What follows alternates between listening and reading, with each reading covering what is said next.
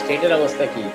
স্টেজের অবস্থা ভালো। এখন বাচ্চাদের স্কুল শুরু হয়েছে হ্যালো আমাদের দর্শক, আপনাদের ব্যাচ সবাইকে তো শুভেচ্ছা ক্লাস জানাচ্ছি টাইম এক্সক্লুসিভ অনুষ্ঠানে। আজকে যে বিষয়গুলো আমরা আলোচনা করব তার মধ্যে আছে যে করোনা রোগে যারা আক্রান্ত হয়েছিলেন তারা এখন কেমন আছেন, তাদের মানসিক অবস্থা কি, এই বিষয়টি আমরা আলোচনা করব। আমরা আলোচনা করব যে আজকে মেয়র বলেছেন যে বা new York city new York state সিদ্ধান্ত নিয়েছে ইনডোর ডাইনিং শুরু হবে 30 সেপ্টেম্বর থেকে। এই মাস থেকে শুরু হবে ইনডোর ডাইনিং, যেটা অনেক দিন থেকে লকডাউনের পর থেকে ইনডোর ডাইনিং বন্ধ ছিল। রেস্টুরেন্ট অনেক দিন বন্ধ ছিল, তারপরে শুরু হয়েছিল জাস্ট ডেলিভারি। এখন ইনডোর ডাইনিং শুরু হবে 30 সেপ্টেম্বর থেকে। এটা কিভাবে হবে, কি প্রিপারেশন, এটা আমরা জানার চেষ্টা করব। করোনা প্রভাবে ফেলেছে শারীরিক ও মানসিকভাবে আক্রান্ত সুস্থদের মধ্যেও দেখা দিচ্ছে ইনসোমনিয়া, ডিপ্রেশন। এই বিষয়গুলো আজকে আমরা আলোচনার মধ্যে থাকবে। মেমোরি লসের মতো লক্ষণ আছে এর মধ্যে। আর মিলেছে হজ বুকিং, আমাদের কমিউনিটি অনেকেই হজে যেতে চান। এতদিন হজ বন্ধ ছিল, হজ বুকিংয়ের অনুমতি দিয়েছে, বাট হজে যেতে পারবেন কিনা এই বিষয়টি আমরা জানি না। আমরা এই বিষয়টি আজকে জানার চেষ্টা করব। আর থাকবে নিউজ আপডেট। আমাদের সাথে আজকে এখন পর্যন্ত যারা অতিথি সহ যোগদান করেছেন তাদের মধ্যে আছেন বিশিষ্ট psychiatrist doctor Nurun Begum. Doctor Nurun Begum, আপনাকে শুভেচ্ছা জানাচ্ছি অনুষ্ঠানে। আমাদের সাথে আছেন খলিল বিরিয়ানি হাউসের প্রধান এবং খলিল চাইনিজের প্রধান মোহাম্মদ খলিলুর রহমান, ব্রঞ্জ থেকে যোগ দিয়েছেন, আপনাকে শুভেচ্ছা জানাচ্ছি। আমাদের সাথে আছেন জনাব নাজবুল হাসান, ওনাকে শুভেচ্ছা জানাচ্ছি। আর আমাদের সাথে যুক্ত হবেন মুফতি আব্দুল মালেক, যিনি হজ এবং উমরা গ্রুপের প্রধান। তার সাথে আমরা কথা বলবো একটু পরে, উনি একটু পরে যুক্ত হবেন। আমরা দিনের আপডেট জানার চেষ্টা করব। আজকে দিনে কি কি হলো, কি নিউজ আজকে আছে, এই বিষয়গুলো জানার চেষ্টা করব। নিউজ আপডেট থেকে জনাব নাজবুল হাসান বলবেন। তার আগে যারা আজকে আমাদের সাথে আছেন, যারা ফেসবুকে দেখছেন, তাদেরকে অনুরোধ করব যে অনুষ্ঠানটি শেয়ার করার জন্য আপনাদের বন্ধুদের সাথে। সবাইকে শুভেচ্ছা জানিয়ে শুরু করছি নিউজ আপডেট। নিউজ আপডেট জানাচ্ছেন নাজমুল হাসান। নাজমুল ভাই, আসসালামু আলাইকুম, কি খবর, কেমন আছেন বলেন?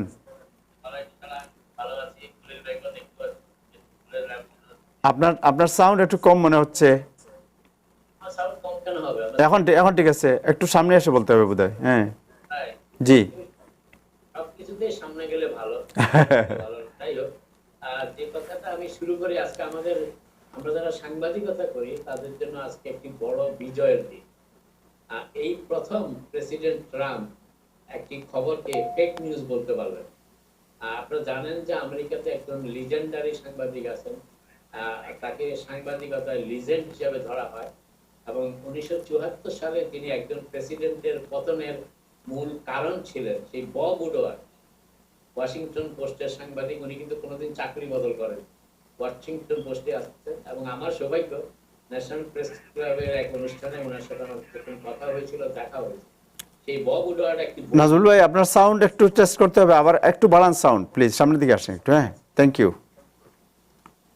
এই কথাটি বলার চেষ্টা করছিলাম যে বব উডওয়ার্ড আজকে একটি বইয়ের কথা, বব উডওয়ার্ডের লেখা বই, সেই বইতে প্রেসিডেন্ট ট্রাম্প স্বীকার করেছেন যে তিনি এই মার্চের শুরুতে করোনা ভাইরাসের ব্যাপারে অনেক তথ্যকে গোপন করেছেন। এবং তিনি এটা স্বীকার করেছেন তিনি এই প্রথম কোনো খবরকে, এই ধরনের কোনো খবরকে ফেক নিউজ বলার চেষ্টাও করেননি এবং বলার চেষ্টা করেছেন। পরবর্তীতে তিনি এরকম কথা বলেছেন বব উডওয়ার্ডকে ট্যাপ করা ইন্টারভিউ, এবং এটি বব উডওয়ার্ডের আসন্ন বইতে দেখা যাবে।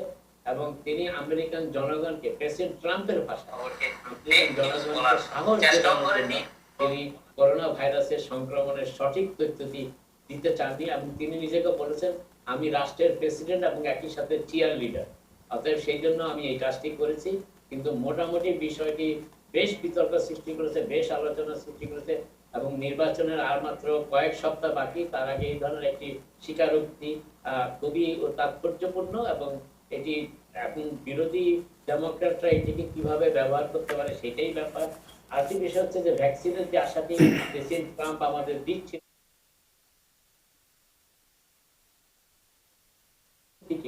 সবচাইতে অন্যতম শক্তিশালী ভ্যাকসিন হিসেবে বলা হতো, সম্ভাব্য ভ্যাকসিন হিসেবে, সেই আজটেকার যে ভার্জিন অক্সফোর্ড ইউনিভার্সিটি ছিল, তারা তার ট্রায়াল থামিয়ে দিয়েছে, কারণ সেখানে একজন এই গুরুতরভাবে অসুস্থ ছিলেন। আজকে অ্যাস্ট্রেকা বলার চেষ্টা করেছেন যে তারা খতিয়ে দেখছেন যে অসুখটি কি ভ্যাকসিনের কারণে না অন্য কোনো কারণে। তবে এই বিষয়টি নিশ্চিত না হওয়া পর্যন্ত ট্রায়াল কন্টিনিউ করছে না। যদিও আমেরিকার আরো দুটি কোম্পানি ফাইজার এবং মডার্না তাদের ভ্যাকসিন ট্রায়াল অব্যাহত রেখেছে এবং তারা আশা করছে যে অক্টোবরের ভিতরে তারা ঘোষণা দিতে পারবে ভ্যাকসিনের কি অবস্থা। কিন্তু আজকে সর্বশেষ যে দুঃসংবাদটি প্রেসিডেন্ট ট্রাম্পের জন্য এসেছে সেটি হচ্ছে ন্যাশনাল ইনস্টিটিউট অফ হেলথের একজন ডিরেক্টর আজকে সিনেটের শুনানির সময় বলেছেন যে তিনি মোটামুটি নিশ্চিত নন যে নভেম্বরের নির্বাচনের আগেই একটি কার্যকর ভ্যাকসিন আসলে বের করা সম্ভব। অর্থাৎ এটিও মোটামুটি একটি গুরুত্বপূর্ণ এই জন্য যে প্রেসিডেন্ট ট্রাম্প কিন্তু তার নির্বাচনের প্রচারণাকে মূলত ভিত্তি হিসাবে ব্যবহার করছেন এই ভ্যাকসিনের ব্যাপারটি, এবং সেটি মোটামুটি একটি ধাক্কা খেয়েছে। অ্যাজটেকার বিষয়টি ট্রায়াল, অ্যাজটেকা অক্সফোর্ডের ভ্যাকসিনটি থামিয়ে দেওয়ার পর ট্রায়াল এখন আজকে ন্যাশনাল ইনস্টিটিউট অফ হেলথের যে ডিরেক্টর সিনেট শুনানিতে যে কথাটি বলেছেন তার পরিপ্রেক্ষিতে দেখা যাচ্ছে যে নভেম্বরের নির্বাচনের আগে, এমনকি এই বছর শেষ হওয়ার আগে কোনো ভ্যাকসিন পাওয়ার সম্ভাবনা মোটামুটি সুদূর করা হতো। যাই হোক, আর আজকে আরেকটি খবর যেটা প্রতিদিনই আমরা বলি নিউ ইয়র্কের অবস্থা, এবং একটু আগেই তাহেরও বলেছে যে আজকে সকালবেলায় গভর্নর, এই ইঙ্গিতটা আমরা পাচ্ছিলাম গত কয়েকদিন ধরেই, গভর্নর বলেছিলেন যে নিউ ইয়র্ক সিটির ইনডোর ডাইনিং কে তিনি অনুমতি দেবেন এবং আজকে শেষ পর্যন্ত দিয়েছেন, তবে বেশ কিছু শর্ত জুড়ে দিয়েছেন। তার একটি শর্ত হচ্ছে যে কোনো রেস্টুরেন্টে 25%-এর বেশি ক্যাপাসিটি লোককে বসতে আসন দেওয়া যাবে না। অর্থাৎ কোনো রেস্টুরেন্টের সিট যদি 100 থাকে, এখন প্রেজেন্ট অকুপেন্সি, সেখানে 25 জনকে দেওয়া হবে, এবং যারা সিটে বসবেন অর্থাৎ ওই 25 জন ছাড়া বাইরে যদি যারা দাঁড়িয়ে থাকবে রেস্টুরেন্টের ভিতরে তাদেরকে অবশ্যই মাস্ক ব্যবহার করতে হবে, এবং রাত্রে 12টার পর কোনো ইনডোর ডাইনিং হল খোলা রাখা যাবে না, কোনো ওয়াইন এবং লিকারও সার্ভ করা যাবে না রেস্টুরেন্টগুলোতে। এই হচ্ছে মোটামুটি। এবং গভর্নর আরেকটি কথা যেটি গতকাল তিনি বলেছেন যে নিউ ইয়র্ক সিটিকে এই বিষয়টি তদারক করতে হবে খুব কঠোরভাবে, যাতে সেটি মেনটেন করা হয়, যে নিয়মগুলো আছে সেগুলি মেনটেন করা, এবং তিনি 1 মাস সময় দিয়েছেন। সেপ্টেম্বরের 30 তারিখে যেটি খুলবে, নভেম্বরের 1 তারিখে তারা আবার তথ্য উপাত্ত সব যাচাই করে দেখবেন যে নিউ ইয়র্ক সিটিতে ইনডোর ডাইনিং খোলার পরের পরিস্থিতি কি, সেই বিবেচনা করে পরবর্তীতে তারা সেই ইনডোর ডাইনিং কন্টিনিউ করার সিদ্ধান্ত চূড়ান্তভাবে নেবেন। আপাতত যেটি, এটি মোটামুটি পরীক্ষামূলক ভাবে, এবং এই ব্যাপারে যে বিষয়টি সবচেয়ে গুরুত্বপূর্ণ সেটা হচ্ছে এখন এর সাথে সাথে কিন্তু আউটডোর ডাইনিংটা বন্ধ করা হচ্ছে না। আউটডোর ডাইনিংটি অক্টোবর পর্যন্ত চালু থাকবে, যদি আবহাওয়া পারমিট করে, যদি শীত যদি সেভাবে জাকিয়ে না বসে তাহলে তারপরেও সেটি কন্টিনিউ করতে পারে।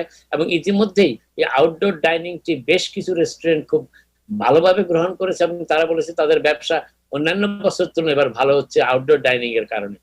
তবে বাংলাদেশি ব্যবসায়ী মহলে, রেস্টুরেন্ট মহলে খুবই হতাশা এখনো অনেকেরই, যে তারা এই আউটডোর সেট আপটাকে সেভাবে কাজে লাগাতে পারছে না। তাদের একটাই অনুযোগ যে বাংলাদেশি গ্রাহকরা, বাংলাদেশি যারা খাবার রেস্টুরেন্টে গিয়ে খান, তারা বাইরে বসে খেতে ঠিক তেমন ভাবে অভ্যস্ত নন।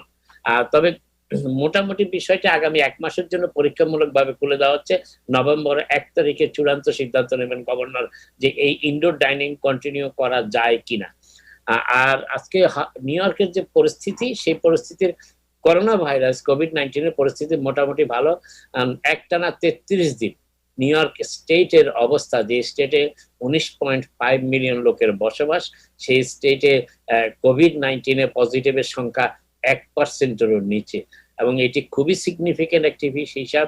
গত 33 দিন ধরে, আপনারা জানেন একসময় মার্চ এপ্রিল এমনকি মে মাসেও নিউ ইয়র্ক ছিল পৃথিবীর সবচেয়ে আক্রান্ত এলাকা, এপিক সেন্টার হিসেবে যেটাকে বলা হতো। সেই নিউ ইয়র্ক কিন্তু এখন সবচেয়ে ভালো অবস্থানে আছে যুক্তরাষ্ট্রে, এবং এটি সম্ভব হয়েছে নিউ ইয়র্কবাসীর অদম্য ধৈর্য, সংযম এবং ত্যাগের ফলে, যে স্যাক্রিফাইস তারা করেছেন, এখনো করছেন, যে প্রতিনিয়তই তারা মাস্ক ব্যবহার করছেন। খুব কম সংখ্যক মানুষই মাস্ক ব্যবহারের ব্যাপারে অনীহা দেখাচ্ছেন, বেশিরভাগ মানুষ, প্রায় 90%-এরও বেশি মানুষ মাস্ক ব্যবহার করছেন, এবং এই কারণে এই সংক্রমণের রেট এত কমে আসে। এর পাশাপাশি নিউ ইয়র্ক সিটি এবং নিউ ইয়র্ক স্টেটের হেলথ ডিপার্টমেন্ট যে ব্যবস্থাগুলো গ্রহণ করছে, কখনো যদি কোথাও একটু আপটিক দেখে, একটু যদি সংক্রমণ বাড়তে দেখে সেখানে তারা দ্রুত ব্যবস্থা করে, দ্রুত টেস্টিং এর ব্যবস্থা করে। এই নিউ ইয়র্ক সিটির 3টি এলাকার কথা আমি বলতে পারি, সানসেট পার্ক, বড় পার্ক এবং ব্রঙ্কসের সাউন্ড ভিউ এলাকায় একটু সামান্য বেড়েছিল, কিন্তু সেখানে দ্রুত টেস্টিং এবং ট্রেসিং এর মাধ্যমে সেটাকে নিয়ন্ত্রণে আসা হয়েছে। এবং আপনারা জানেন নিউ ইয়র্ক সিটিতে এখন 15 মিনিটের টেস্ট ইন্ট্রোডিউস করা হয়েছে, যে টেস্টে মাত্র 15 মিনিটে কোভিড-19 এর রেজাল্টটি পাওয়া যায়, এবং সেটি নিউ ইয়র্ক সিটিতে এখন শুরু হয়েছে।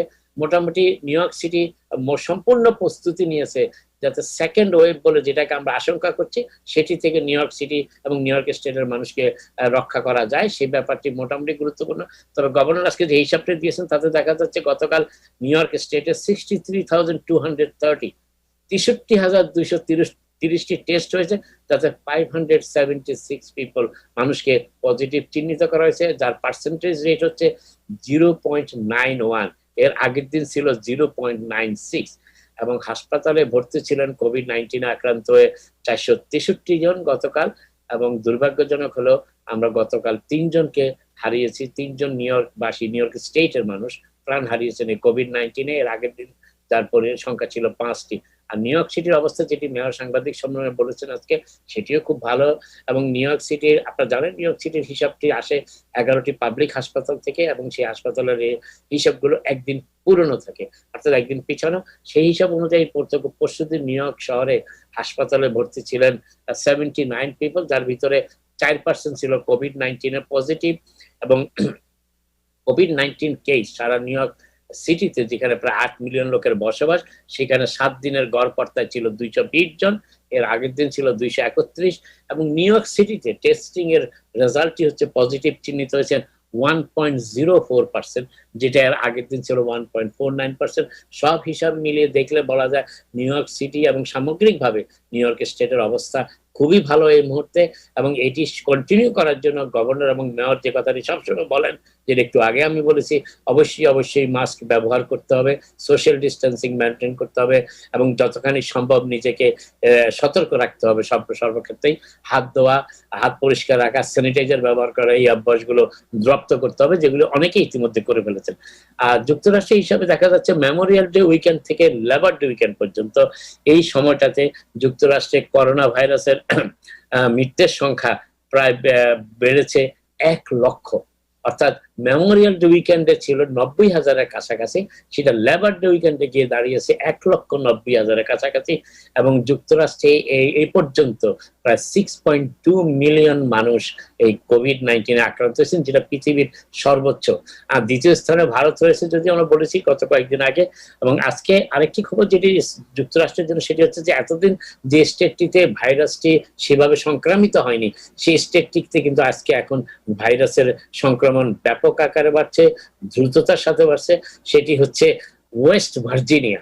এবং আপনারা জানেন যে গতকাল নিউ ইয়র্ক স্টেটের গভর্নর কুমো 4টি স্টেটের থেকে নিউ ইয়র্কে যারা আসবেন, কিংবা নিউ ইয়র্কবাসী যারা এই 4টি স্টেটে গিয়ে ফিরে আসবেন, তাদের জন্য কোয়ারেন্টাইনের ব্যবস্থা বাধ্যতামূলক করেছেন 2 সপ্তাহের। এবং এই 4টি স্টেট হচ্ছে ওয়েস্ট ভার্জিনিয়া, ম্যারিল্যান্ড, ওহাইও, এবং আরেকটি স্টেট এই মুহূর্তে মনে আসছে না, ভার্জিনিয়া। তো এই স্টেট গুলো, সেখানে ম্যারিল্যান্ড, ভার্জিনিয়া, ওয়েস্ট ভার্জিনিয়া এবং ওহাইও, এই 4টি স্টেট। এবং আরেকটি জিনিস যেটি বলার চেষ্টা করছি, সেটা হচ্ছে আমরা এতদিন আগে বলেছিলাম যে আরিজোনার অবস্থাটা একটু বেগতিক ছিল কিছুদিন আগে, কিন্তু আজকে একটি খবর পাওয়া যাচ্ছে যে আরিজোনা খুব দ্রুত সংক্রমণকে নিয়ন্ত্রণে আনতে সক্ষম হচ্ছে। এবং সমগ্র বিশ্বে এই পর্যন্ত এই কোভিড-19 আক্রান্ত হয়ে 9 লক্ষেরও বেশি মানুষ প্রাণ হারিয়েছে। এবার আমরা একটু ফার্মাসিউটিক্যাল কোম্পানির ভ্যাকসিনের কথা বলি। একটু আগেই বলেছি ভ্যাকসিনের কথাটি। আরেকটি কথা হচ্ছে যে 3টি ফার্মাসিউটিক্যাল কোম্পানি আজকে বলেছে, যে যার ভিতরে মডার্না এবং ফাইজার অন্যতম, যে কখনো তারা নিশ্চিত না হলে যে ভ্যাকসিনটি কার্যকর হবে, এই ব্যাপারে সব ধরনের ট্রায়ালে নিশ্চিত না হওয়া পর্যন্ত তারা ভ্যাকসিনটিকে ঘোষণা করবে না, ভ্যাকসিনটি বাজারে ছাড়বেও না। এই প্রস্তুতি তারা আবার দিয়েছে যে ফেজ 3 ট্রায়ালে যদি সেটি উত্তীর্ণ হয়, এবং তখনই তারা কেবলমাত্র এই ভ্যাকসিনকে বাজারে ছাড়ার অনুমতি দেবে। আরেকটি বিষয় যেটা বলার চেষ্টা করছি, যে ভ্যাকসিনের ব্যাপারে অনেকেই আমরা যেটা আশা করছি, যে যতই প্রেসিডেন্ট ট্রাম্প বলুক না কেন, এই 3টি কোম্পানির এই জানার পরে, এই ঘোষণার পরে এখন যুক্তরাষ্ট্রবাসীদের যথেষ্ট আত্মবিশ্বাসের কারণ জন্ম হয়েছে যে ভ্যাকসিন কোম্পানিগুলোই এখন নিজেরা নিশ্চিত না হওয়া পর্যন্ত ভ্যাকসিনটি রিলিজ করবে না। এবং এটি খুবই স্বস্তির সংবাদ, কারণ মডার্নার এবং ফাইজার তারা মোটামুটি প্রস্তুত, কিছুদিন আগেও বলেছে। অক্সফোর্ডের এই দুর্ঘটনাটির পর অক্সফোর্ড ভ্যাকসিন নিয়ে মোটামুটি তারা বেশ সতর্ক অবস্থান গ্রহণ করেছে।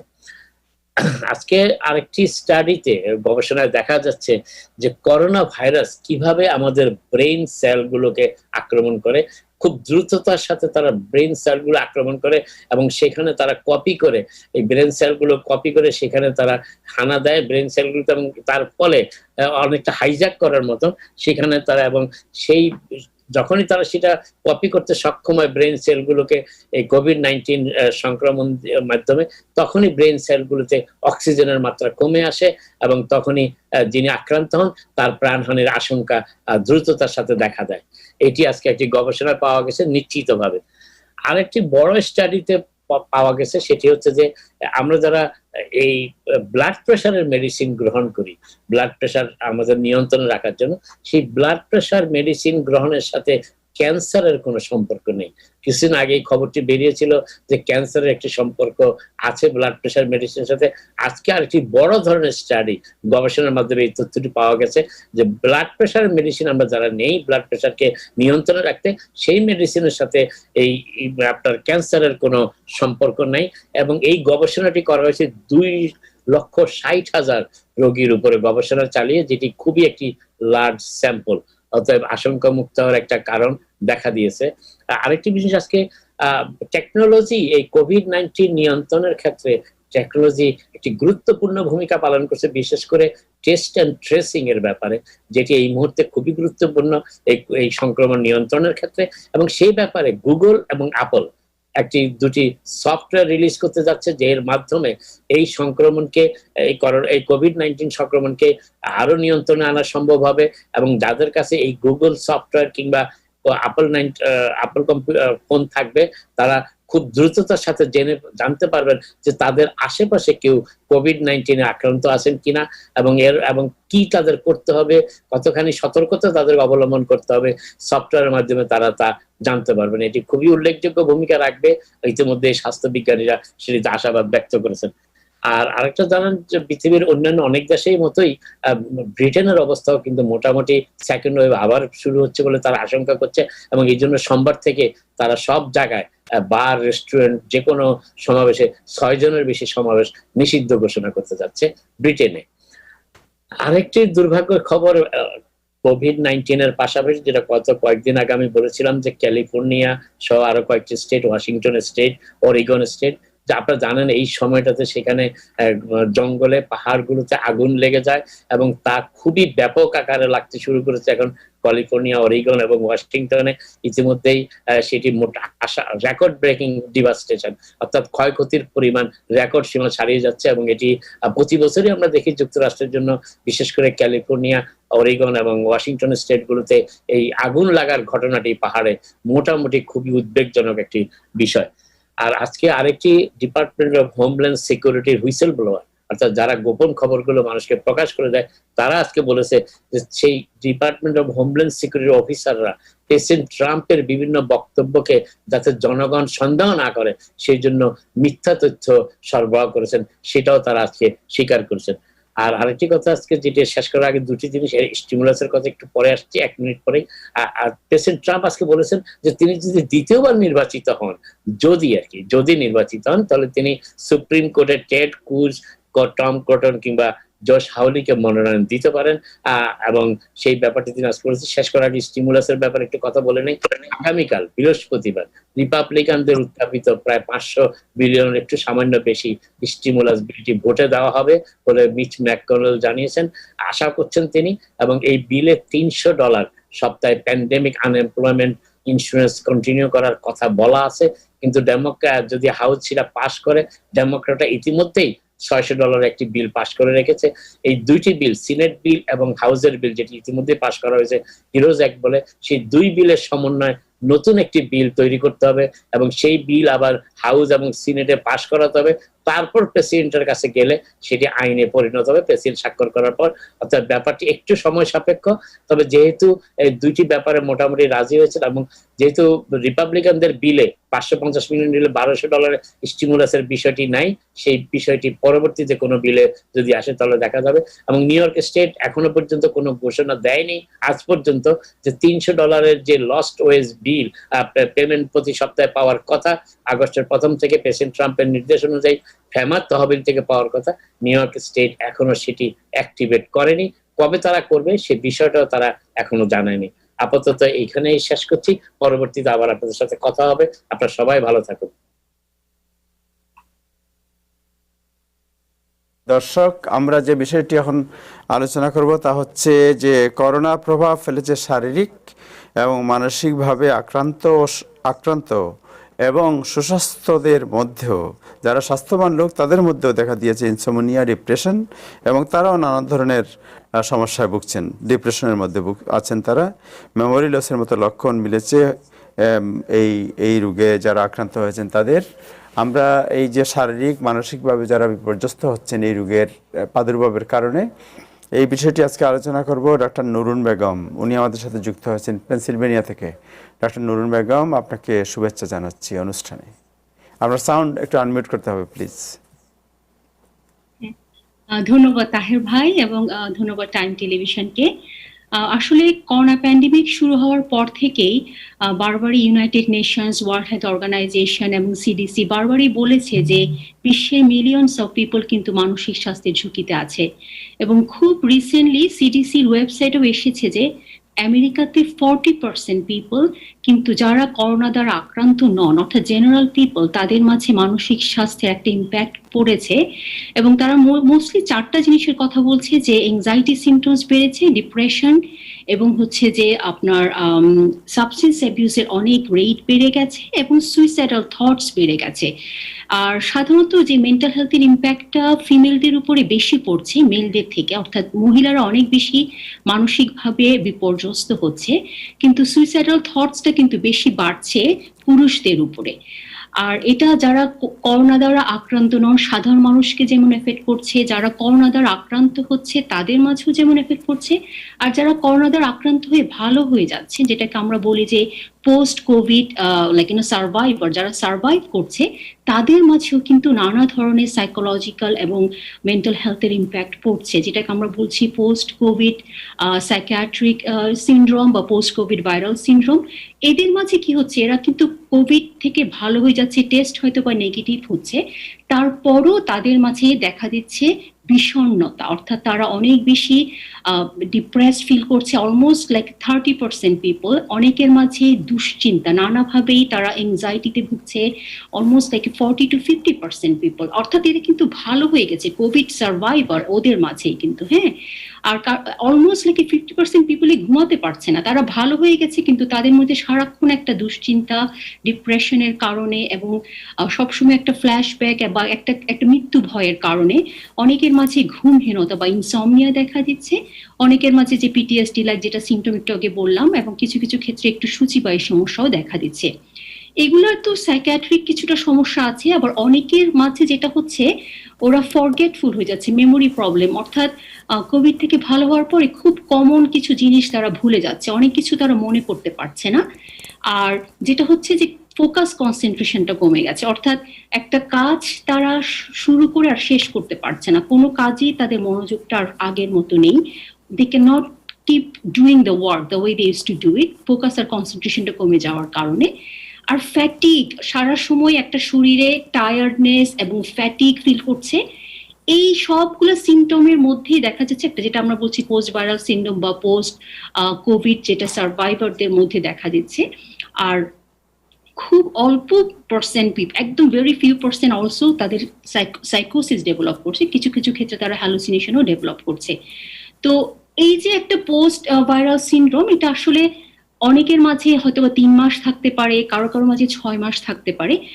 এখানে ভয় পাওয়ার কিছু নেই। যদি এরকম বিষণ্ণতা লাগে বা এংজাইটি লাগে, এই সময়টুকুকে এমন ভাবে পার করতে হবে যাতে করে এই সময়টুকু like you can cope with it, হ্যাঁ। কিন্তু যদি এমন হয় যে এই সিমটমস গুলো এতটাই সিভিয়ার যে তার ফাংশনালিটিটাকে এফেক্ট করছে, তখন কিন্তু অবশ্যই বিশেষজ্ঞ চিকিৎসকের পরামর্শ নিতে হবে। কিন্তু কি কি কি ধরনের হলে নর্মালি হয়তো এই সময়টুকুকে আপনি পার করতে পারবেন, কি করলে আপনি আপনার টেক কেয়ার করতে পারবেন, আমি জাস্ট কয়েকটা টিপস বলতে চাই, জাস্ট 3 থেকে 4টা জিনিস। ঘুমটা এই সময়টা খুবই ইম্পর্টেন্ট, যে স্লিপ হাইজিনটা অবশ্যই মেনটেন করতে হবে। যারা কোভিড সার্ভাইভার দেখা যাচ্ছে তারা খুব ফ্যাটিক এবং টায়ার্ড ফিল করার জন্য সারাদিনে হয়তো বা শুয়ে বসে আছে, রাতের বেলায় ঘুমাচ্ছে না। এই যে স্লিপ সাইকেলটা চেঞ্জ হয়ে যাচ্ছে, যখন স্লিপটা চেঞ্জ হয় তখন কিন্তু ইমিউনিটিটা কমে যায়। এই জন্য আপনাকে যেটা করতে হবে, সারাদিন চেষ্টা করতে হবে একটু হলেও অ্যাক্টিভ থাকতে, হালকা কিছু ব্যায়াম বা এক্সারসাইজ করতে, এবং দিনের একটা নির্দিষ্ট সময়ে ঘুমাতে যাওয়ার চেষ্টা করতে হবে। ঘুমানোর আগে আইপ্যাড, গ্যাজেট বেশি মাত্রায় ইউজ করা যাবে না। খুব বেশি মাত্রায় ক্যাফিন বা মানে কফি জাতীয় জিনিসপত্র বিকাল 3টা বা 4টার পরে খাওয়া যাবে না। এবং ঘুমানোর আগে রুমটুকু একটু কোয়াইট করে, প্লেজেন্ট করে, একটু টেম্পারেচারটা কমিয়ে নিয়ে এসে ঘুমানোর চেষ্টা করতে হবে। অর্থাৎ স্লিপ হাইজিনটাকে খুবই গুরুত্ব দিতে হবে। এ সময় পুষ্টিকর খাদ্য খেতে হবে। আমি বলছি তাদের কথা যারা কোভিড সার্ভাইভার এবং যারা এই 3 থেকে 6 মাস এই সিমটমস গুলো যারা এক্সপেরিয়েন্স করতে পারেন, তাদের কথা বলছি। তাদেরকে অবশ্যই একটা হেলদি ডায়েট, পুষ্টিকর খাদ্য খেতে হবে এই সময়টাতে। আর একটা জিনিস হচ্ছে যে ফ্যামিলির সাথে খুব কানেক্টেড থেকে কোয়ালিটি টাইম মেনটেন করতে হবে, যাতে আপনি এই যে ডিপ্রেশন বা এংজাইটির কারণে আপনি ডিসকানেক্টেড ফিল না করেন। হ্যাঁ, তাদের সবার সাথে যোগাযোগ রেখে কানেক্টেড থাকতে হবে। যারা ধর্মে বিশ্বাসী, স্পিরিচুয়াল হেলথটা অত্যন্ত ইম্পর্টেন্ট, তাদেরকে স্পিরিচুয়াল হেলথটাও মেনটেন করতে হবে। আর সবার লাস্টে আমি একটা কথা বারবারই বলেছি, এর আগেও বলেছি, যে মানে অ্যাপ্রিসিয়েশন অ্যান্ড পজিটিভ থিঙ্কিং। আপনাদেরকে যারা এখন কোভিড থেকে আপনারা ভালো হয়ে গেছেন, you are still having depression, anxiety and insomnia, but তারপরেও আপনাকে অ্যাপ্রিসিয়েট করতে হবে যে ইউ আর এ সার্ভাইভার, এবং পজিটিভ থিঙ্কিংটুকুকে মেনটেন করতে হবে। তাহলে কিন্তু আপনার ইমিউনিটিটা বুস্ট আপ হবে। এই কয়েকটা জিনিস যদি মেনটেন করেন, তাহলে কোভিড যারা সার্ভাইভার এবং যারা এই সিমটমস গুলোর মধ্য দিয়ে যাচ্ছেন সাইকিয়াট্রিক্যালি বা psychologically, they can survive it very well.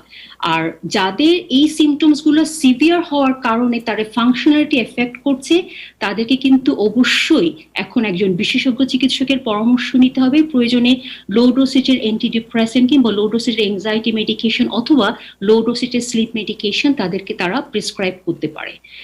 ধন্যবাদ তাহের। Thank you. আপনাকে দুটো প্রশ্ন করবো আরো। একটি হচ্ছে যে আমাদের কমিউনিটিতে অনেকেই আমরা কমপ্লেন পাচ্ছি যে বিশেষ করে এই যে কোভিড শুরু হওয়ার পর থেকে পারিবারিক কলহ, কুন্দল, সন্দেহ, সংশয় এই বিষয়টি বাড়ছে। এটা কি আপনি ডিপ্রেশনের পার্ট মনে করেন এবং এর সমাধান কি? ধন্যবাদ তাহের ভাই। ডোমেস্টিক ভায়োলেন্স বা পারিবারিক কলহ কিন্তু ডিপ্রেশনের পার্ট না।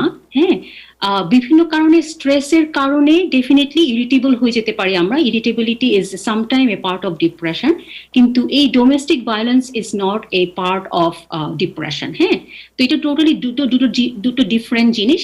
স্ট্রেসের কারণে আমরা রিয়াক্ট করি, আমরা যখন রিয়াক্ট করি সেই রিয়াকশনের কারণেই হয়তোবা আমরা তখন কি হয়, আমরা একজন আরেকজনের হয়তোবা টলারেন্সটা হচ্ছে না ঠিক মতো, অনেক কিছু আর আগের মতো মেনে নিতে পারছি না, খুব ওভারলি রিয়াক্ট করছি। এই ওভার রিয়াকশনের কারণে পারিবারিক কলহটা বেড়ে যাচ্ছে। আর যাদের আগের থেকেই বিভিন্ন রকমের কনফ্লিক্ট ছিল, বিভিন্ন রকমের দ্বিধাদ্বন্দ্ব বা মানে বিভিন্ন রকমের মানে রিলেশনশিপের মধ্যে যেসব কনফ্লিক্ট ছিল, এই যে একটা প্যান্ডেমিকের কারণে যে একটা সিভিয়ার স্ট্রেস তৈরি হয়েছে, ধরেন যে কেউ জব হারিয়েছে এবং অনেকেই ঘরবন্দি থাকার চেষ্টা করছে। আগের মতো তো সেরকম ভ্যাকেশন বা বিভিন্ন রকমের রিক্রিয়েশনাল অ্যাক্টিভিটিস গুলোও নেই। তো অনেকটাই বন্দি কারণে থাকার কারণে, এবং প্রিভিয়াস যদি তাদের রিলেশনশিপ কনফ্লিক্ট থাকে আর অথবা এখন যখন তার টলারেন্সটা কমে এসেছে, সবকিছু মিলিয়ে কিন্তু তাহলে কি হচ্ছে যে এই ডোমেস্টিক ভায়োলেন্স বা বিভিন্ন রকমের পারিবারিক কলহটা বেড়ে যাচ্ছে। But they are two different. Depression and domestic violence is totally different. Okay, and then ডিপ্রেশনে আমি ভুগছি কিনা এটা বুঝবো কিভাবে আপনার?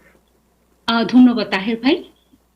আমাদের দৈনন্দিন জীবনে যখন আমাদের মন খারাপ হতে পারে, আমাদের মন ভালো হতে পারে, কয়েকদিন আমাদের মন খারাপ থাকতেই পারে, যে কোনো স্ট্রেসের কারণে হোক, কোনো দুঃসংবাদ শুনলে হোক, বিভিন্ন কারণে, রাইট? তো এই যে একটা মন ভালো হওয়া বা মন খারাপ হওয়া, কয়েকদিন মন ভালো থাকলো, কয়েকদিন মন খারাপ থাকলো, that is not the depression. এটা আমাদের পার্ট অফ লাইফ। যে কখন আমরা বলবো এটাকে ডিপ্রেশন, যে এটা অ্যাকচুয়ালি একটা মেজর ডিপ্রেশন এপিসোডে পড়েছে, তখনই বলবো যখন কোনো একজন মানুষ 2 সপ্তাহ, আবারও বলছি 2 উইকস 2 সপ্তাহ ধরে দিনের অধিকাংশ সময় স্যাড বা ডিপ্রেসড ফিল করছে, তার ভীষণ মন খারাপ লাগছে। এটা সাবজেক্টিভ, সে কিন্তু নিজে বুঝতে পারবে, সে জানবে যে তার মন খারাপ হচ্ছে এবং সারা দিনই তার হয়তো বা মন খারাপ আছে, এটা একটা সিমটম। অথবা তার ল্যাক অফ প্লেজার, অর্থাৎ যে জিনিসটুকু করতে তার অনেক আনন্দ লাগতো, যে জিনিসটা করতে তার ভালো লাগতো, হয়তোবা টিভি দেখা, বাইরে হাঁটতে যাওয়া অথবা গল্পগুজব করা, কোনো কিছুতেই তার ভালো লাগছে না। Lack of getting the pleasure what he or he is to do. এই দুটোর মধ্যে যে কোনো একটা সিমটম, অর্থাৎ খুবই স্যাড, খুবই বিষণ্ণ, খুবই অবসাদ, অথবা যে জিনিসটা করতে তার ভালো লাগতো সেই জিনিসটা তার ভালো লাগছে না এবং সে নিজে কিন্তু সেটা সে বুঝতে পারে, যেটা আমরা বলি সাবজেক্টিভলি এক্সপিরিয়েন্স করে।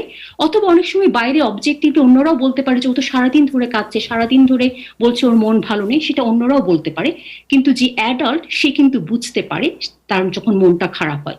শুধুমাত্র শিশুদের ক্ষেত্রে তারা বলতে পারে না যে তারা স্যাড, তারা অনেক সময় ইরিটেবিলিটি নিয়ে প্রকাশ করতে পারে। সো এই দুটো সিমটম যদি যে কোনো একটি অথবা দুটোই যদি অ্যাটলিস্ট 2 সপ্তাহ, অর্থাৎ দিনের অধিকাংশ সময় ধরে এই 2 সপ্তাহ ধরে যদি সিমটমটা থাকে এবং তার পাশাপাশি আরো কিছু সিমটমস থাকতে হয়, শুধুমাত্র মন খারাপ হলেই যে আমি তাকে মেজর ডিপ্রেসিভ ডিসঅর্ডার সেটা আমি বলবো না, আরো কিছু সিমটমস থাকতে হবে, তখনই আমরা সেটা মেজর ডিপ্রেসিভ ডিসঅর্ডার বলি। সেই সিমটমস গুলো কি, একটা যেটা হয় যে ফোকাস এন্ড কনসেন্ট্রেশন, অর্থাৎ কোনো কিছুতেই কনসেন্ট্রেশন করতে পারছে না এবং তাদের কি হচ্ছে স্লিপটা চেঞ্জ হয়ে গেছে, কেউ হয়তো বা কম ঘুমাচ্ছে অর্থাৎ ঘুমাতেই পারছে না, আর কেউ সারা দিন ধরে ঘুমাচ্ছে অর্থাৎ ইনসমনিয়া অথবা হাইপারসমনিয়া, অর্থাৎ ঘুমের প্যাটার্নটা চেঞ্জ হয়ে গেছে। কারো কারো অ্যাপিটাইট চেঞ্জ, কেউ খুবই কম খাচ্ছে, ওয়েট লস হচ্ছে, অথবা কারো অতিরিক্ত মাত্রায় অ্যাপিটাইট বেড়ে গেছে, তার সারাদিন ধরে এটা খাচ্ছে ওটা খাচ্ছে। হ্যাঁ, ফ্যাটিকের কথা বললাম, অর্থাৎ খুব ল্যাক অফ এনার্জি, সারা শরীরেই তাদের এনার্জি লেভেল নাই, খুবই ফ্যাটিক ফিল করছে। ফোকাস কনসেন্ট্রেশন কথা বলেছি যে কোনো কিছুতে কনসেন্ট্রেট করতে পারছে না।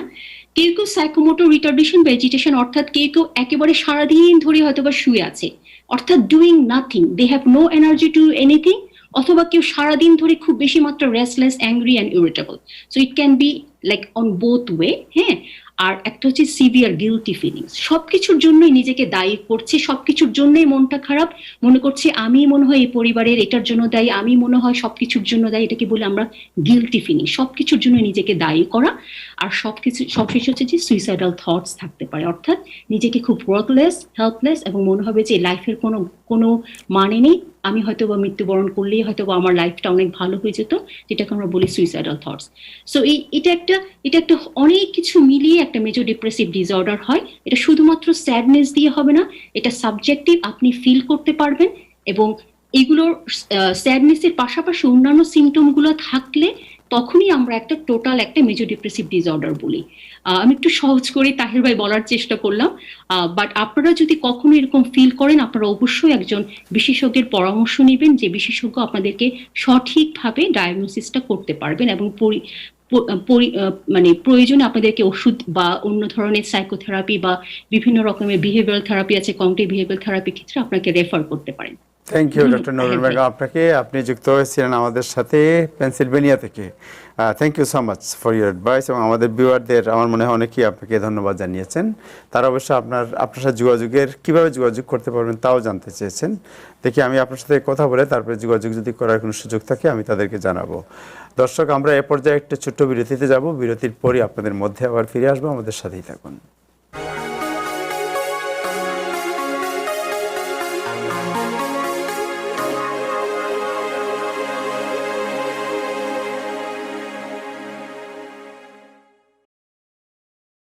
পরিবার নিয়ে সুন্দর পরিবেশে ঐতিহ্যবাহী বাংলাদেশি খাবার উপভোগ করতে আজই চলে আসুন সুলতানস ডাইনে।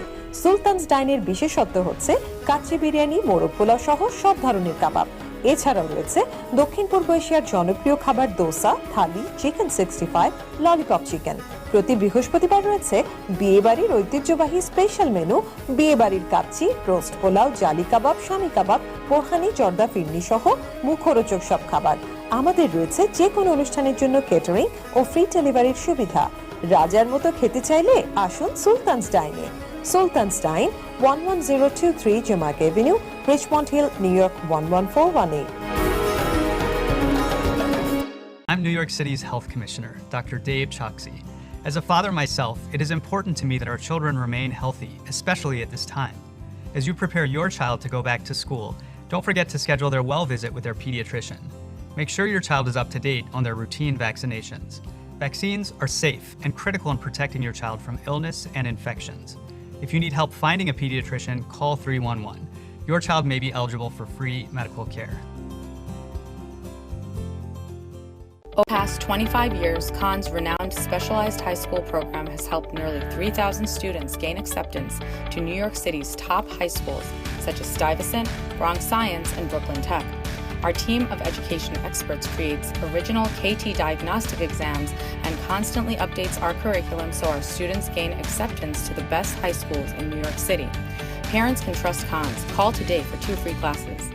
দেশে টাকা পাঠানো জরুরি, ব্যাংক বন্ধ আর নয় অপেক্ষা। 24 ঘন্টা মানি ট্রান্সফার সেবা নিয়ে এলো সেন্ডওয়েভ। আকর্ষণীয় এক্সচেঞ্জ রেটে কোনো ফি ছাড়াই ঘরে বসে যে কোনো সময় নিরাপদে আমেরিকা, ইউকে ও ইউরোপ থেকে টাকা পাঠান বাংলাদেশে। সেন্ডওয়েভ মুহূর্তেই পৌঁছে দেবে আপনার প্রিয়জনের বিকাশ অ্যাকাউন্টে। ডাউনলোড করুন সেন্ডওয়েভ অ্যাপ আর লগ অন করে প্রিয়জনের কাছে নির্ঝঞ্ঝাট টাকা পাঠান যখন প্রয়োজন তখন। সেন্ডওয়েভ, সেন্ড মানি উইথ লাভ।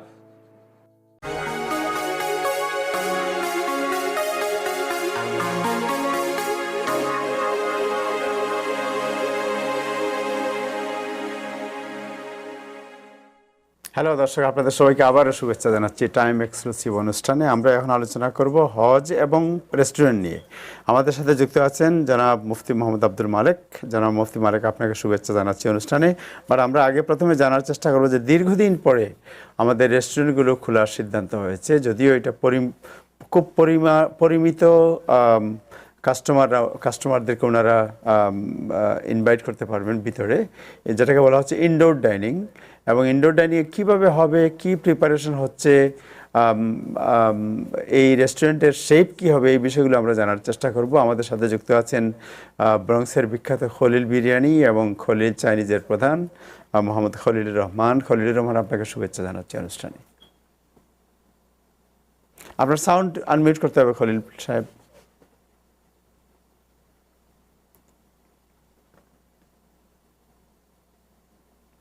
এখনো আনমিউট হয় নাই, আনমিউট করেন প্লিজ।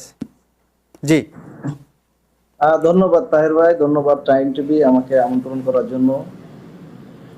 অত্যন্ত আনন্দের সাথে জানাচ্ছি যে আমাদের গভর্নর এন্ড্রু কুমো আজকে যে ঘোষণা করেছে আমাদের রেস্টুরেন্ট ব্যবসায়ীদের জন্য, এটা অত্যন্ত সুখময় একটা খবর। কারণ আমরা হতাশাগ্রস্ত ছিলাম যে এখন তো আমরা আউট ডাইনিং এ কিছুটা হলেও বিজনেস করতে পারছি, কিন্তু শীতের সময় আমরা কি করব এটা নিয়ে আমরা প্রত্যেকে চিন্তিত ছিলাম এবং প্রত্যেক ব্যবসায়ীরা হতাশাগ্রস্ত এবং ডিপ্রেশনে ভুগতেছিলাম যে আমরা কিভাবে আমাদের এই ব্যবসাটাকে টিকিয়ে রাখবো। বিশেষ করে বাঙালি ব্যবসায়ীরা, আপনারা জানেন যে আমরা আউটডোরে বিশেষ করে ফ্যামিলি নিয়ে বা দেখা যাচ্ছে হইহুল্লা করে খাইতে পারি না। এই জন্য আমাদের বাঙালি রেস্টুরেন্ট ব্যবসায়ীরা অত্যন্ত কষ্টের সাথে দিনযাপন করছি।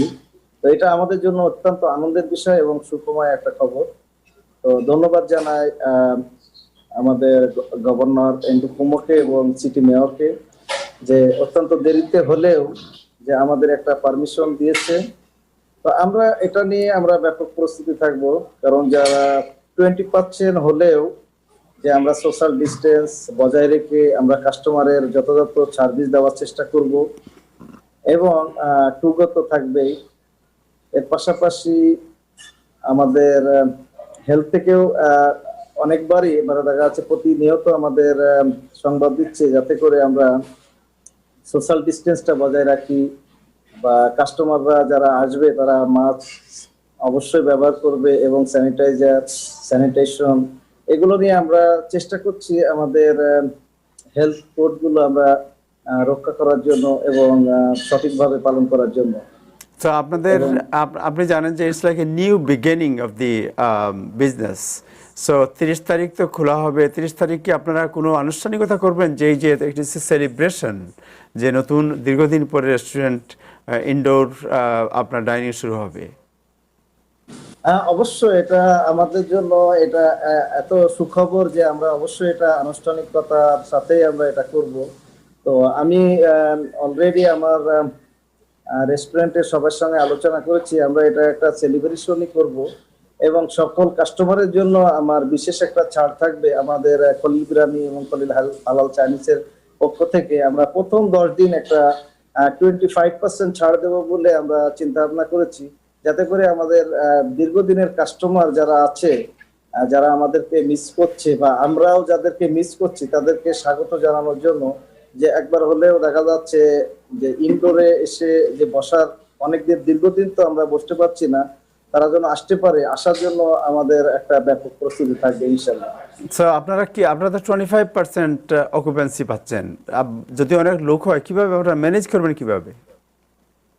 এটা আসলে আমার এখানে ব্যাপক জায়গা আছে, আমার প্রায় 150 লোকের জায়গা আছে। এখান থেকে আমরা চেষ্টা করব যে মানে আগে থেকে রিজার্ভেশন নেওয়ার জন্য। তো সময়টা যদি রিজার্ভেশন নেওয়া যায় তাহলে আমাদের খুব একটা সমস্যা হবে না। প্রথম একটু সমস্যা হলেও ওটা আমরা চেষ্টা করব ওভারকাম করার জন্য ইনশাল্লাহ। এন্ড ফুডের দাম কি আগের মতোই থাকবে না একটু চেঞ্জ হবে আপনার? ফুডের দাম যেটা আছে ওটাই থাকবে। এখান থেকে কাস্টমারের সুবিধার্থে আমি আমার খলিল বিরিয়ানি এবং খলিল হালাল চাইনিজের পক্ষ থেকে আমরা প্রথম 10 দিন আমরা 25% ছাড় দিব প্রত্যেকটা কাস্টমারকে। থ্যাংক ইউ জনাব খলিলুর রহমান। জনাব নাজমুল হাসান, আপনার কোনো কমেন্ট আছে এই বিষয়ে? আমরা মুফতি মালিকের কাছে আসতেছি এরপরেই। উনি বলেছেন 25% ডিসকাউন্ট দেবেন খলিল বিরিয়ানির পক্ষ থেকে ফার্স্ট 10 days, এবং আপনি তো জানেন যে এটা একটা সেলিব্রেশনও করবেন ওনারা। সেটা খুবই ভালো খবর, সংবাদ। কিন্তু এর পাশাপাশি একটা খবরও আছে, সেটি হচ্ছে যে এই আউটডোর ডাইনিং কিন্তু বন্ধ হচ্ছে না, সেটাও ওনাদেরকে মনে রাখতে হবে। এবং ইন ফিউচার যে কথাটি আমি গুরুত্বের সাথে বলতে চাই, এটা কিন্তু পার্মানেন্ট মেজার না, তাই it is only for 1 month। এবং গভর্নর এই ব্যাপারে খুবই কঠোর অবস্থানে নিয়েছেন এবং তিনি ধপধপ রেস্টুরেন্ট বার এগুলি বন্ধ করে দেন। তো অতএব আমাদের রেস্টুরেন্টগুলোকে খুব সতর্ক থাকতে হবে।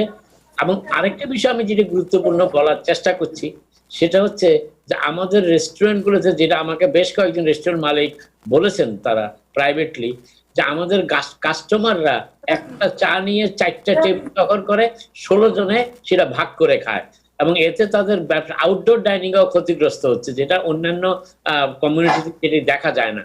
আমি আমাদের দর্শক গ্রাহক সবাইকে রিকোয়েস্ট করব যে টেবিল দখল না করে চা যদি শেয়ারই করতে চান, যেহেতু এখন আউটডোর ডাইনিং অ্যালাউড, আপনার রাস্তার উপরেও সেটা শেয়ার করতে পারেন। কারণ আমাদের রেস্টুরেন্ট মালিকদের অনেকেই এই খোঁজটা করেছে যে আমরা কম আসন পেয়েছি, কিন্তু এই চা যারা খায় এবং এই যারা আড্ডা দিতে চায় তারা আমাদের এই মূল সময়টা নষ্ট করে দিচ্ছে। এটি যাতে একটু কনসিডার করেন রেস্টুরেন্ট ব্যবসায়ীদেরকে। এবং আরেকটি বিষয় যেটা আমি মনে করি রেস্টুরেন্ট ব্যবসায়ীদের জন্য খুবই ইম্পর্টেন্ট, সেটা হচ্ছে তাদের ভাড়ার ব্যাপারে। যদিও ভাড়ার ব্যাপারটি মোটামুটি এখনো অন হোল্ড আছে, কিন্তু যেহেতু সিটি অফিসিয়ালি 25% অ্যালাউ করছে, তো তারাও তাদের বাড়ির মালিকদের সাথে কথা বলতে পারেন, যেহেতু আমাদেরকে মাত্র 25% ক্যাপাসিটি দেওয়া হচ্ছে ব্যবহার করার জন্য, ভাড়াও সেইভাবে প্রপোর্শনালি কমানো প্রয়োজন। আমার মনে হয় যারা রেস্টুরেন্ট মালিক আছেন তারা যদি কালেকটিভলি এই দাবিটা করেন বাড়ির মালিকদের কাছে, they could get some benefit. তারা স্টেট এবং সিটি থেকেও তারা হেল্প পেতে পারেন, যে অফিসিয়ালি যেখানে তাদের 25% ব্যবসার অনুমতি দেওয়া হচ্ছে সেখানে ভাড়া শুড নট বি 100%। এই বিষয়টি তারা একটু চিন্তা করবে। থ্যাংক ইউ জনাব নাজমুল হাসান। বাংলাদেশি রেস্টুরেন্টগুলোর ব্যাপারে একটা বদনাম আছে, যেটা আমি টেলিভিশনে বলতে চাই, যে অনেক রেস্টুরেন্টই পরিষ্কার পরিচ্ছন্নতার দিকে নজর দেন না, এবং এটি একটি মেজর কমপ্লেইন। আর যদিও স্যানিটাইজেশন খুবই গুরুত্বপূর্ণ এবং হ্যান্ড স্যানিটাইজার, এবং আজকে গভর্নর যেটা বলেছে যে প্রত্যেককে টেম্পারেচার চেক করে ঢুকাইতে হবে, কিন্তু এটা কিন্তু ম্যান্ডেটরি। টেম্পারেচার চেক এগুলি যাতে থাকে, যাতে অন্য যারা যাবে রেস্টুরেন্টে তারাও যাতে নিরাপদ ফিল করে, সেটিও রেস্টুরেন্ট মালিকদের নিশ্চিত করতে হবে। Thank you so much. Thank you Nazmul Hasan, thank you mister Khalilur Rahman, আপনাকে wish you all the best. আমরা যাচ্ছি মুফতি আব্দুল মালেক আপনার কাছে। যে আপনি জানেন যে আমাদের বাংলাদেশি কমিউনিটি অনেকেই গত বছর হজ করতে পারেননি because of corona virus situation. এবছরও এখনো পর্যন্ত উমরার খবর কিছু জানা যায় নাই, বাট আগামী বছর আবার হজ আসবে, এই নিয়ে অনেকেই জানতে চাচ্ছেন যে তারা কি হজে যেতে পারবেন বা উমরা করতে পারবেন কিনা। আপনার সাউন্ড আনমিউট করতে হবে একটু প্লিজ। আপনার সাউন্ড আনমিউট করতে হবে, সাউন্ড। জি, জি আসসালামু আলাইকুম রাহমাতুল্লাহ। জি, আমি যে প্রশ্ন করেছিলাম আপনাকে, যে আপনি জানেন যে আমাদের কমিটি অনেকে হজে গত বছর যেতে পারেননি, এবছর যেতে পারবেন কিনা অনেকেই মানে জানার আগ্রহ আছে, এবং উমরার অবস্থা কি এটা জানতে অনেকেই চাচ্ছেন। জি, সময়ের জনপ্রিয় বাংলা চ্যানেল টাইম টেলিভিশনের সম্মানিত দর্শক শ্রোতা সকলকে ধন্যবাদ এবং মোবারকবাদ জ্ঞাপন করে আমরা প্রথমেই সকলকে আশাবাদ জাগিয়ে তুলতে চাই। আল্লাহ তাবারক ওয়া তাআলার ঘোষণা, ওয়ালা তাকনাতু মির রাহমাতিল্লাহ, আমরা কোন অবস্থাতেই আল্লাহর রহমত থেকে নৈরাশ না, আমরা আশাবাদী। ইতিমধ্যে আমি দুটো বিষয় বলবো। একটা হলো আমাদের এই যারা গত বছর হজে যেতে পারেননি বা উমরা করতে পারেননি, এই ছাড়াও অসংখ্য অনেক মুসলমান, অনেক ধর্মপ্রাণ ব্যক্তি বর্তমান প্রেক্ষাপটে তাদের শান্তির ঠিকানা খুঁজে নেওয়ার চেষ্টা করেন মক্কা মদিনা। সকলেই মনে করেন যে এক চিলতে শান্তি তিনি পাবেন যদি মক্কা শরীফ যেতে পারেন। এটা আমাদের কাছে অনেক প্রশ্ন আসে, উমরা কখন চালু হবে, হজ কখন শুরু হবে, হজের কার্যক্রম কখন শুরু হবে। তো এই বিষয়ে আমরা আলহামদুলিল্লাহ আমরা লক্ষ্য করলাম যে সারা বিশ্বে এবং আমাদের উত্তর আমেরিকাতে বর্তমান প্রেক্ষাপটে হজ, উমরা বা ধর্মীয় কার্যক্রমের প্রতি মানুষের ঝোঁক অনেক বেড়ে গেছে। কিন্তু দুঃখজনক সত্য যেটা, সেটা কোভিড-19 এর এই প্রেক্ষাপটে যেমন অন্যান্য কাজ স্থবির বা স্থগিত, তেমনিভাবে হজ উমরার কাজও সম্পূর্ণ স্থগিত। তবে ইতিমধ্যে সৌদি গভর্নমেন্ট, হজ মন্ত্রণালয় এবং বিশ্বব্যাপী উমরা অর্গানাইজার এবং হজ অর্গানাইজার আপনার প্রাতিষ্ঠানিকভাবে এবং সরকারিভাবে সকলেই প্রস্তুত। আপনার যে কোনো ধরনের লজিস্টিক সাপোর্ট প্রয়োজন এবং বর্তমান প্রেক্ষাপটে যেই প্রস্তুতি দরকার, আমাদের হজ অর্গানাইজার হিসেবে আমাদের সেই প্রস্তুতি আছে, সৌদি গভর্নমেন্ট সেই প্রস্তুতি সম্পূর্ণ করেছে। এই জন্য আমরা আশাবাদী যে অক্টোবরের 15 মধ্যে আমরা আশা করি ইনশাআল্লাহ উমরা চালু হবে। এক নম্বর। আর হজের ব্যাপারে ইতিমধ্যে আপনি জানতে পেরেছেন যে বাংলাদেশ হজ মন্ত্রণালয়ের পক্ষ থেকে, ধর্ম মন্ত্রণালয়ের পক্ষ থেকে হাবস বা হজ অর্গানাইজারদেরকে নির্দেশ দেওয়া হয়েছে যে তারা যেন হাজদের রেজিস্ট্রেশন শুরু করে। তো এতে সৌদি গভর্নমেন্টেরও প্রত্যক্ষভাবে বা পরোক্ষভাবে তাদের ভূমিকা আছে। তারা তাদের দেশেরও তারা হোটেল কর্তৃপক্ষকে এই মর্মে এক ধরনের আশ্বাস দিয়েছে যে যারা যেসব পেমেন্ট তাদের কাছে আমাদের পড়ে আছে হজ অথবা উমরার, সেই সব হোটেলগুলো আগামীতে উমরা চালু হবে, হজ চালু হবে, এই মর্মে তারা টাকা ফেরত না দিয়ে সেগুলো স্টোর ক্রেডিট হিসাবে তারা দিতে চাইছে। তারা আমাদেরকে ইতিমধ্যে জানিয়ে দিয়েছেন যে অচিরে উমরা চালু হবে, উমরা হাজিদেরকে আমরা স্টোর ক্রেডিট দেবো আগামী বছরের জন্য, এবং হজের জন্য আমরা আমাদের স্টোর ক্রেডিট হিসাবে টাকা রেখে দেবো, টাকা ফেরত দেওয়ার সুযোগ আমাদের হাতে নেই। এই থেকে আমরা বুঝতে পারলাম যে ইনশাআল্লাহ আল্লাহ রহমতে সীমিত আকারে হোক, বর্তমান প্রেক্ষাপটে নিয়ম নীতি মেনেই উমরা চালু হবে এবং হজের কার্যক্রম যথারীতি শুরু হবে। আমরা ইতিমধ্যে যারা প্রাথমিক পর্যায়ে রেজিস্ট্রেশন করতে চায় তাদেরকে আমরা স্বাগত জানাই। ওকে, এই জন্য কি আপনার যে আগের যে ফি ছিল, ওই ফির কোনো ইয়ে আছে নাকি, আপনার কত টাকা দিতে হবে বা এরকম কোনো? অতি গুরুত্বপূর্ণ বিষয় আপনি প্রশ্ন করলেন যে হজের বা উমরা যে কস্ট বা কার্য ফি, সেটা ইতিমধ্যে বেড়ে গেছে। সৌদি গভর্নমেন্ট, আপনি জানেন যে কোভিড শুরু হওয়ার আগেই তারা যে 10%-এর পরিবর্তে 15% করে ফেলছে তাদের ট্যাক্স অ্যান্ড ভ্যাট। যেটা ছিল 10% সেটা হয়ে গেল 15%। অতএব এই 15%-এর আলোকে সবকিছুর মূল্য বৃদ্ধি পাবে। আমরা এখনো নির্ধারণ করতে পারিনি, সৌদি গভর্নমেন্টের স্কেডিউল পাওয়ার পরে আমরা নির্ধারণ করব। এটা নিশ্চিত যে হজ এবং উমরার খরচ বেড়ে যায়। থ্যাংক ইউ সো মাচ মুফতি আব্দুল মালিক, আপনাকে আমাদের সাথে যুক্ত হওয়ার জন্য। জনাব নাজমুল হাসান, আপনার কাছে একটি প্রশ্ন করতে চাই, সেটি হচ্ছে যে আপনি শুনেছেন আজকে একটি ব্রেকিং নিউজ বলা যায় যে Trump nominated for Nobel peace prize following Israel United Arab Emirates accord.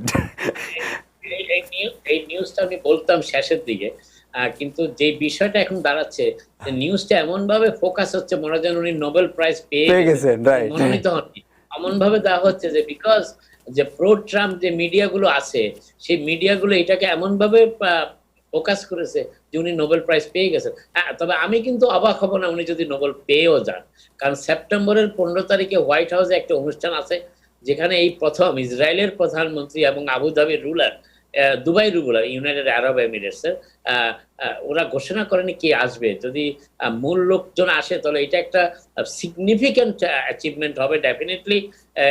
Anwar Saadat এবং বেগিনের সাথে যে চুক্তিটা করেছিলেন president, I think it was Carter, যতটুকু আমার মনে পড়ে। তাহলে এখন এই তারপরে এই প্রথম মধ্যপ্রাচ্যে আরেকটি শান্তির ব্যাপার করে যাচ্ছেন, করার চেষ্টা করছেন, এবং এটাকে ট্রাম্প ইতিমধ্যেই বেশ জোরালোভাবে প্রচার করছেন, এবং সত্যি সত্যি যে this could give him Nobel prize. এটা অবাক আমি, উনি যদি প্রেসিডেন্ট ট্রাম্প যদি নোবেল পেয়ে যান ইলেকশনের আগে, আমি অবাক হব না। বাট আপনি তো জানেন যে এর আগে, না আপনি তো জানেন এর আগে প্রেসিডেন্ট ক্লিনটনের সময় ইয়াসির আরাফাত এবং ইসরায়েলি প্রাইম মিনিস্টার, সেটাই, হ্যাঁ, দুজনকে হোয়াইট হাউসে নিয়ে আসা হয়েছিল, দুজনের হ্যান্ডশেক করেছিলেন তারা, এটাও তো হয়েছিল। কিন্তু তারা কিন্তু চুক্তি করেননি, তারা কিন্তু হ্যান্ডশেক করছিলেন, প্রতিশ্রুতি দিয়েছেন স্বাক্ষর করবেন, কিন্তু পরবর্তীতে সেটা আর কন্টিনিউ করেননি। যেটা করেছিলেন সেটা হচ্ছে আনোয়ার সাদাত এবং বেগিন, মিনাচেম বেগিন, যতটুকু আমার মনে পড়ে, এবং সেই কারণে ওনারা কিন্তু নোবেল প্রাইজ পেয়েছিলেন। কিন্তু প্রেসিডেন্ট কার্টার নোবেল প্রাইজ শান্তিতে পেয়েছিলেন সেই কারণে।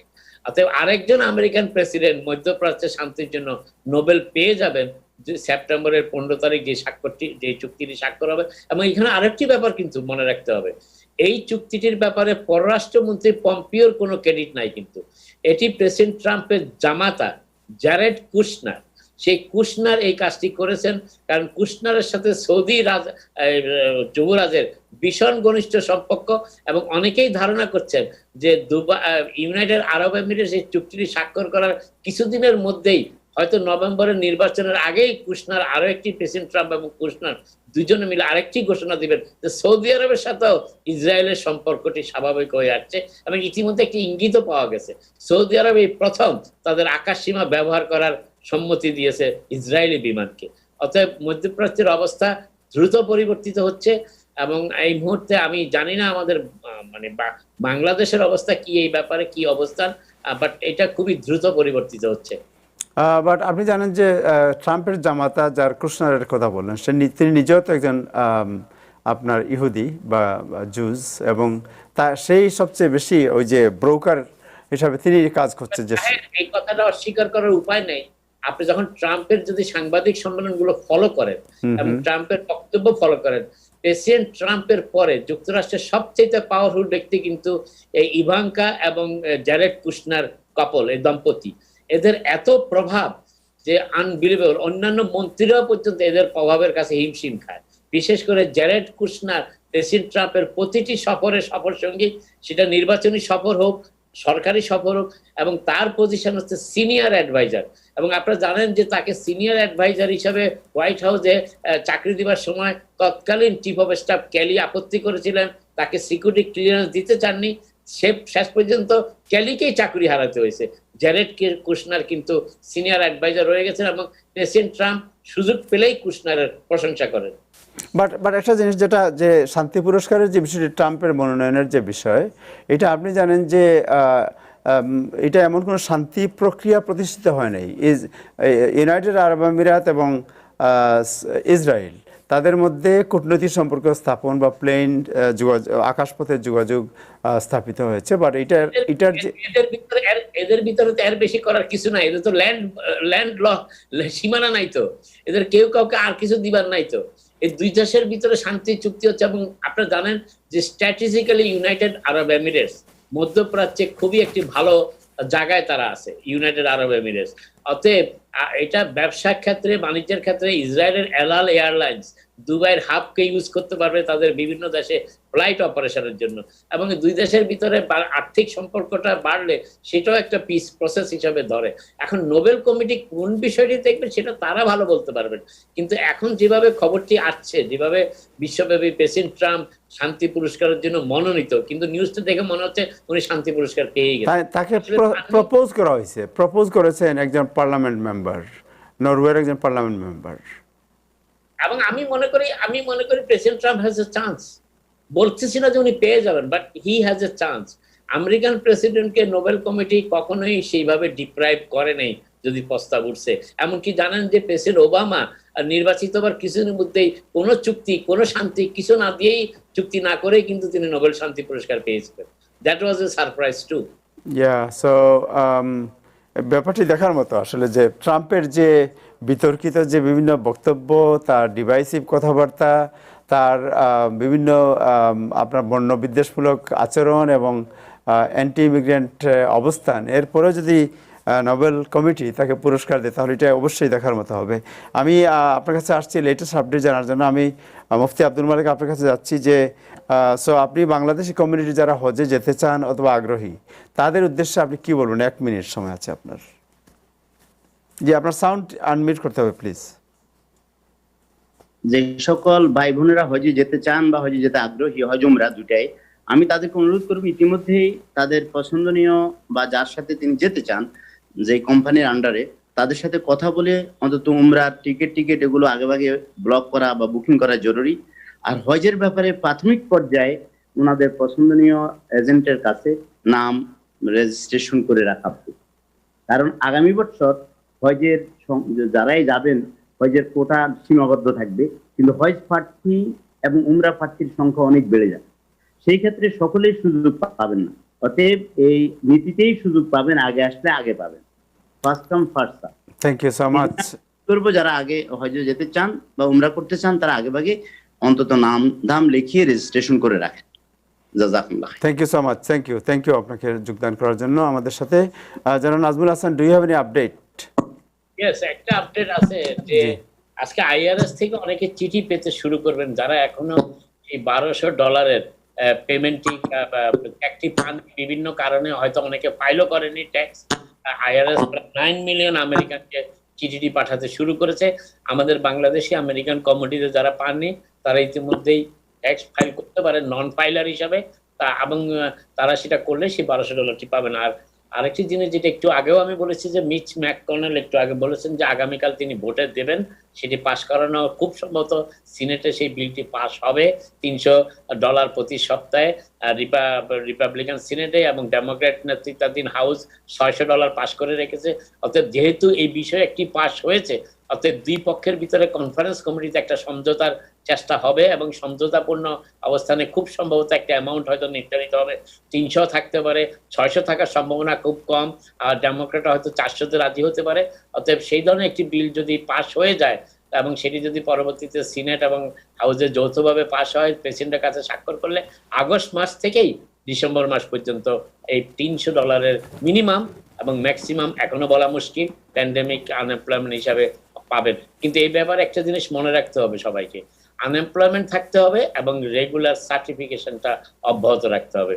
এই হচ্ছে মূল কাজ। আর আরেকটি লেটেস্ট খবর হচ্ছে, আপনারা জানেন যে যারা ভোট দিতে চান নিউ ইয়র্ক স্টেটে এই প্রথম যে কেউ চাইলেই অ্যাবসেন্টি ব্যালটের আবেদন করতে পারেন, সেই প্রক্রিয়াটি শুরু হয়েছে এবং আপনারা সেটি ব্যালট নিয়ে রাখতে পারেন। নভেম্বরের নির্বাচনটি নিউ ইয়র্কের জন্য খুবই গুরুত্বপূর্ণ।